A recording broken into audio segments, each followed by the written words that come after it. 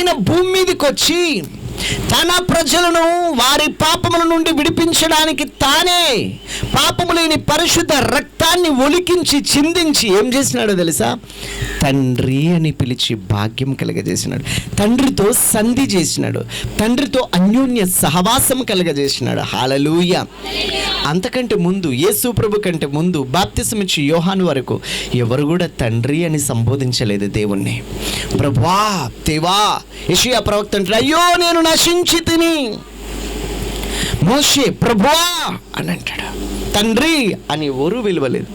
దావీదు అంటాడు, నీవే నా తండ్రివి అని. హల్లెలూయా.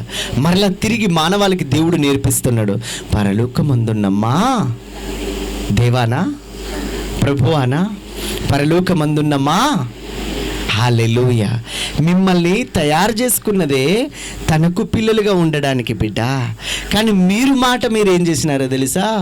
ఈ తండ్రి బిడ్డల సంబంధాన్ని ఎడబాసి వేరై వెలివేతకు దూరం అయిపోయి ఆజ్ఞ మీరి మాట మీరి, ఆజ్ఞాతిక్రమం పాపం అయితే పాపానికి జీతం మరణం అయితే మరణం తర్వాత నరకము అయితే ఆ కన్న ప్రేమ ఎడబాసిపోయిన దూరం అయిపోయినది పాపం ద్వారా.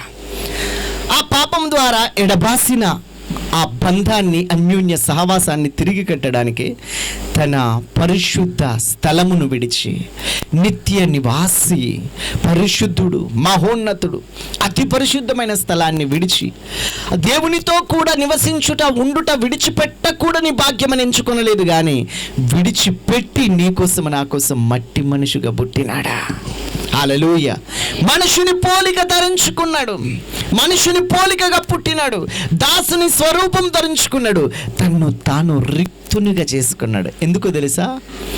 పోగొట్టుకున్న ఈ బంధాన్ని, సహవాసాన్ని మరలా అంటుకట్టడానికి, సృష్టికర్త అయిన దేవుణ్ణి తండ్రి అని పిలవడానికి. దేవునికి మహిమ కలుగునుగాక. హల్లెలూయా, హల్లెలూయా. తను ఆరాధించే వారందరూ అట్టివారే కావాలంట. ఎట్టివారు?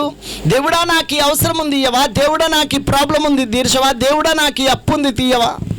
కాదు కాదు కాదు. దేవుడా అందరికీ దేవుడు, కానీ నీకైతే నాకైతే తండ్రి.